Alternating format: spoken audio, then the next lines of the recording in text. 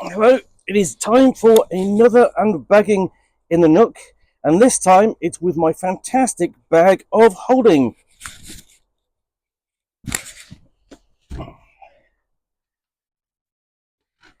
It's Friday, the 9th of August, and I'm in the Reed Nook with my bag of holding on what is a bright and warm, sunny day. I've got a nice cup of tea,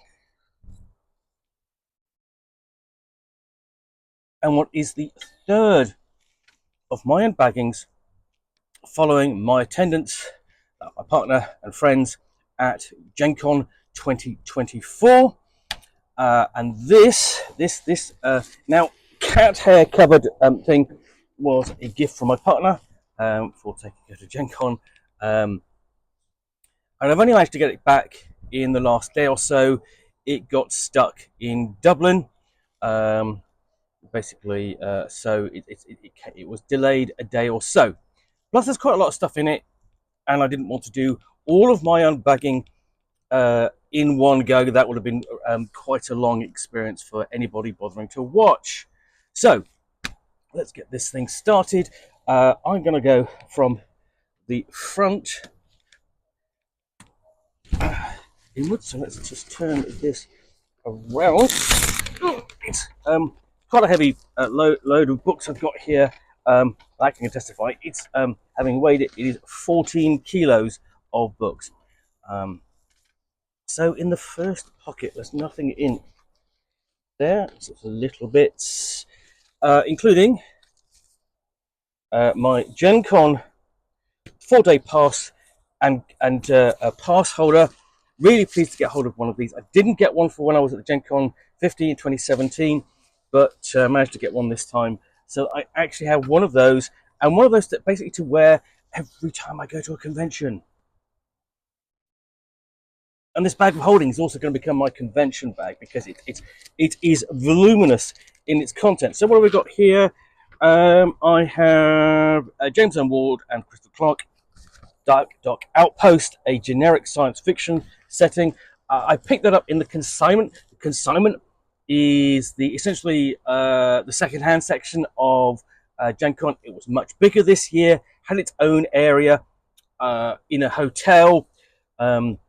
We'd been before, but it was quite small. They've expanded it, moved it away out of the Indiana Convention Center, but I'm still glad to report that it had the little sign that you hold at the end of the line, the little cardboard piece of cardboard that says "end of the line." And you get to the end of the line, you pass on to the next person, and it's just a bit of cardboard. If you go to the Gen Con merchandise stand, they do it properly. They literally have a stand with a flag.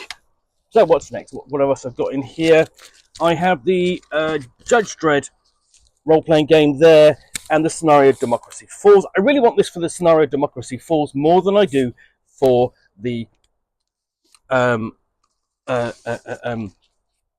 the role-playing game. I've already got a copy, and this is going to be the Traveller version, which I actually think is probably my favourite of all the editions because it's designed to handle science fiction.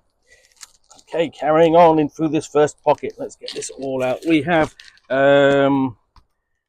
Badge Quest, role-playing game, horror role-playing game by DM Day Publishing. My Gen Con program. A couple of things that that were foisted upon me by my friend Keith of Rolling Boxcars, Death Maze, and Salt on the Spider Necromancer's Lair, and 13 character backstories. Let's have a look. A couple of things here. Dying Earth, Passage to the Mountains of Erudite Wonderment. This is for a friend, as is the Goodman Games yearbook. You want me to bring those back? Quite a slimmer volume than in the past, but nevertheless, I really do like the Goodman Games yearbooks. So that's one pocket done. Ooh, it's getting a bit windy up here. Let's put that up there. See if it'll stay. So the big pocket, the next pocket along, and find the zip.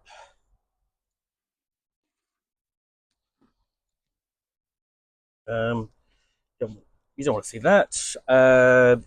That's just the thing I used to carry things in like money and tickets and stuff. We have one of my few purchases over there was a copy of God's Teeth for Delta Green. This is the Emmy Award-winning campaign that I then got signed by the author Caleb Stokes. Did have a nice chat with him. More bits and pieces. Some wrapping paper that a friend sent us some gifts in. She wasn't able to attend. It's a nice touch like that. We have the Hobbinomicon issue 2. I've reviewed some of these before. I wanted to get some more to pick up and review. So glad to have these part of my fanzine reviews. So various issues. Essentially, it's kind of like the nearest thing I can describe it as is if Dungeon Core Classics did Warhammer 40k. And this is the card for the bag of holding. I'll put that back in. I might actually do an unboxing of a bag. I haven't done one of those before, but this bag is worth it. There is so much space in this.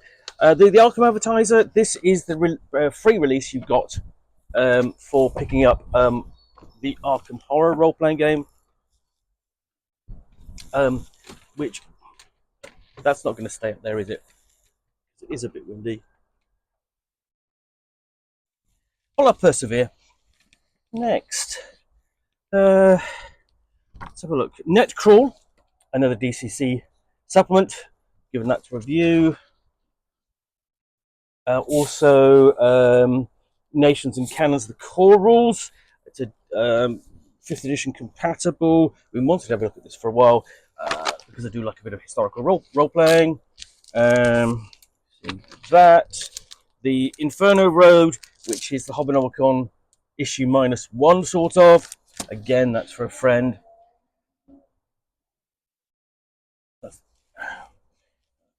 And then next, nothing in the top pocket. I will check. No. And let's keep going, because there's a third pocket at the back.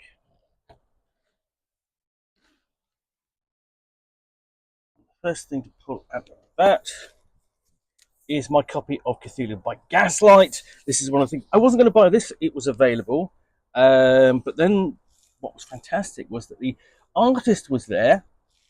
He'd come at his own expense, but was signing the books and basically doing artwork. And we managed to track him down, and we were told, unfortunately, his English isn't very good. He's French, and I said, it's not a problem. We'll find a way around that. And the way around that was Google Translate. So I just put Je m'appelle Pookie and the French for I like ghouls in bowler hats, and he went, and that's what he drew. Fantastic.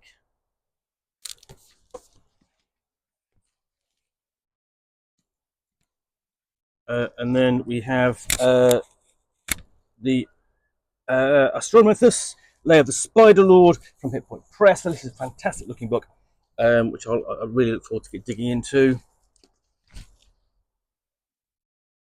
Oh, another copy of the program, because they're just lying around all over the place. You can pick them up easily. Dungeon Core Classics 81. Don't have that one. That was a cheap one I picked up. What is next? Oh, strangely, we went to a Walmart grocery store, and I saw this on the stand, so I had to have it. Bonkers, I know. And then this is something which I ordered in the States and have brought back with me. Basically, it's a cartoon comic book from the 1970s, reprinted for all so that I can enjoy it in all its glory. Then we've got a horror, a role-playing game, something I picked up from a friend. And these two books, Fringeworthy and FTL 2048, are early science fiction role-playing games from Tri-Tactics. I've got reprints of these, but not the Spyro Banded. I wanted to try and get as earlier versions of these as I could. So my friend sort of like took delivery of those for me, for which I'm very grateful. So, this is quite something. Is that everything? I think it is. Doesn't feel like it, but it is a very sturdy bag indeed. So, I hope you've enjoyed this unboxing in the Nook. If you have, then this unbagging Nook. If you have, then please do click on the like button down below. And if you've got any comments or feedback, I do appreciate you taking the time to post those. And lastly, if you want to be alerted to get more unbaggings or unboxings in the Nook, where you'll see me out here, typically with a box from which I will extract a role-playing game, book, or supplement, and talk about it to the best extent of my knowledge for roughly 10 minutes or so, all of course accompanied by a nice hot cup of tea.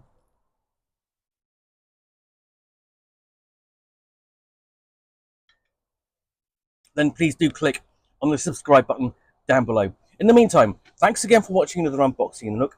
I will be back again with at least one more unbagging in the Nook and absolutely more unboxings in the Nook, some of which will include these books. Thanks for watching. Be back again soon. Bye for now.